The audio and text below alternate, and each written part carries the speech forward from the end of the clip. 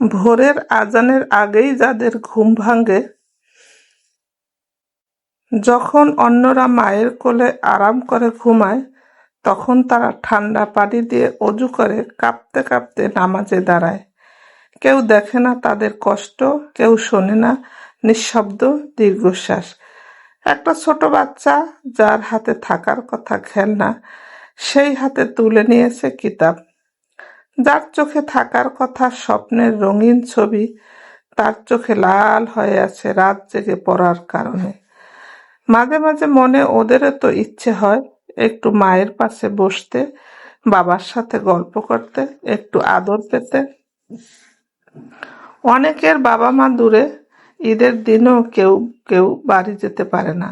অন্যেরা যখন নতুন জামা কাপড় পরে আনন্দ করে, তখন মাদ্রাসার কোনো এক কোণে বসে কেউ হয়তো চুপচাপ চোখের পানি মুছে। কেউ জিজ্ঞেস করে না তোমার মন কেমন আছে। খাবার সবসময় ভালো হয় না,